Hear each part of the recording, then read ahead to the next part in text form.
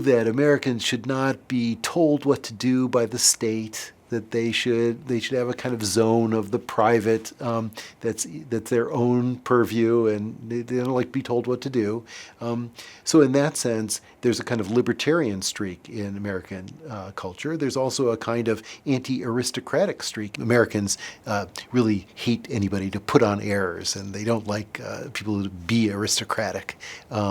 They're fascinated with wealthy people and powerful people, but they certainly don't like the idea that some people would have titles. So in that sense, they're true to their colonial past. They're kind of rugged. They're a little bit irreverent about following rules. They don't want to be pushed around, told what to do. That sort of is cooked into the culture. And it's also, it's a mercantile people. Americans like to sell stuff. Let's kind of recount how those divisions occurred, because, of course, for something like gun rights, they did not exist in the early 1970s. There was no party dispute on gun rights. There was not much of a party dispute on abortion.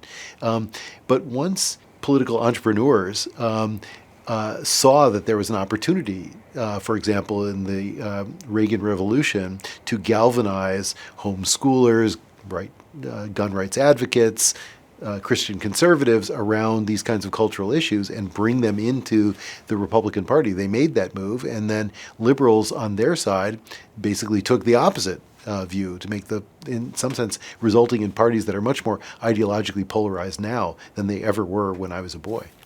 I think educational institutions are by nature usually skew liberally, and so maybe those voices are more present. Of course, I think people hold back to a certain extent in any place in life where there's a big audience, but I think generally there's a pretty welcoming culture within reason. Again, unless what your view could incite violence. I'm generally left-leaning, and so at private universities in New York, obviously my opinion is probably going to be the opinion of the general student body, and so I've never experienced any judgment. I come from very liberal parents as well. I think we tend to be like our parents in many ways. In terms of what views should never be expressed, I think that goes into just from a kind of a legal perspective, what goes into speech versus hate speech.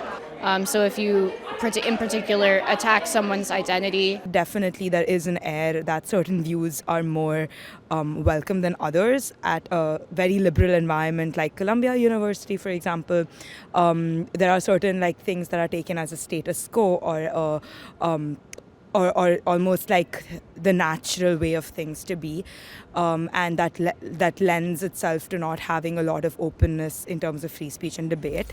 There used to be liberal Republican governors. There used to be conservative Democratic governors. Those people are gone now. They've all been essentially relocated to the other party and told, you can't win a primary in this party now. Part of what changed was the feeling that there was less of a persuasion opportunity in the context of elections.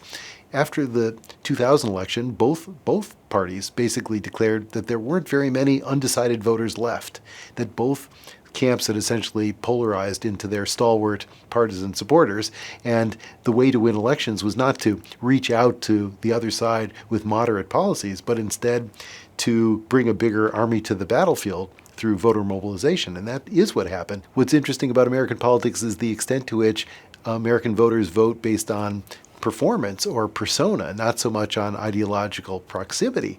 And if that's the case, then not only activists but also big donors have an opportunity to get their way. In part, after 2004 saw that you could win and go to the extremes, both parties realized, there wasn't going to be a penalty for nominating someone who's more ideologically extreme. The fact that both parties are ideologically split is a kind of feature of American politics now.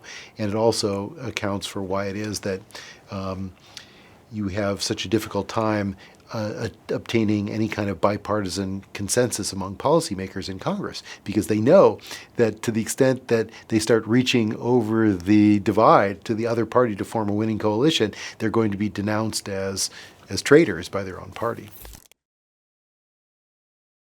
Well, I think what's happened with the change in the economic structure of the media has profoundly altered what a typical American would see when they turn on the television.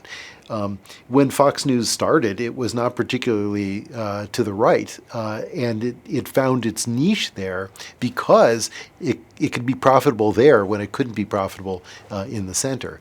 And so, to the extent that many of the media niches decided to go narrow rather than broad, but to have a more devoted following, that led to an economic model that basically gave those media outlets more direct access to the political parties and their leaders. For a long time, the media was denounced as being too liberal for Republican tastes. And then once Donald Trump made media bashing a central feature of his speech making, and it still is today, Republicans got on board with that as a talking point. And when a pollster asks them, "What do you think about the media?" they think, well, it's biased and untrustworthy.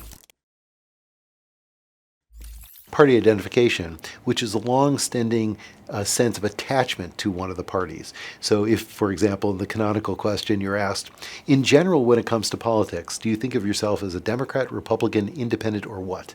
People tend to be very stable in their responses over their lifetimes. It's not that change never occurs, but when change occurs, it's usually because their social location has changed.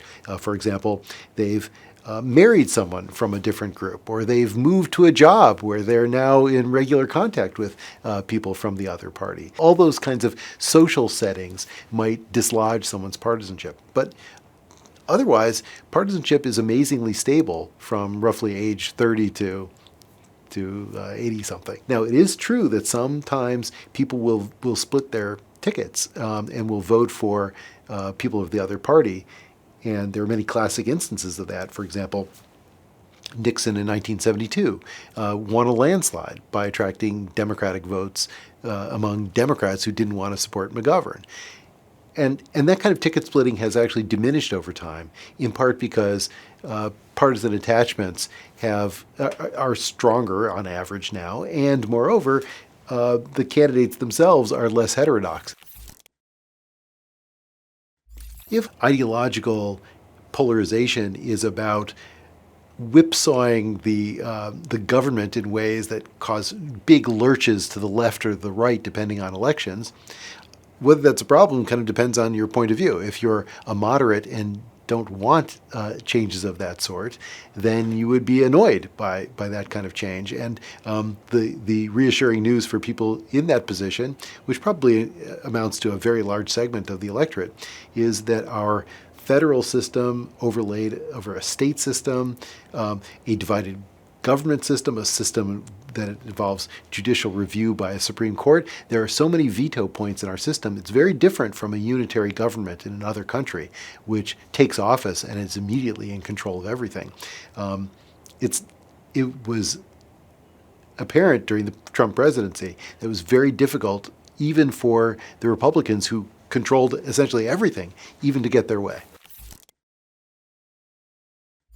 There's no third party unless the Constitution is going to be changed, and the Constitution isn't going to be changed.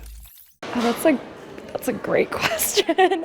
I do think that, yeah, we have a very partisan politics are really at play right now. So there's a possibility that, I guess, expanding that and fractioning the party system might be a solution. I believe it probably can. I think sometimes when there's only two parties, it creates factions and an extreme divide because people don't know where to go, and so they end up in opposite sides when oftentimes they might agree, and a potential third party can bridge the gap between the partisan divides we're experiencing right now.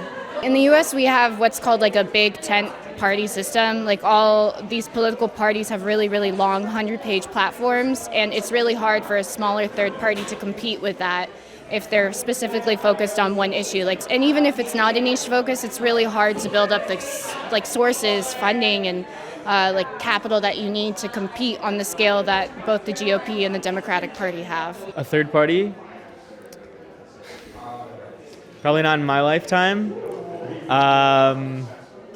But I would be open to a third party to help moderate the polarization in our country right now. Something that feels human and less political and less in each other's face than the two sides right now, potentially. Certainly things have polarized, but the typical American is not polarized. They're not more polarized now. It's just that the parties that they belong to are much more distinctive in the way they talk. There's not like much political debate, and I feel like more people are trying to hide their political view.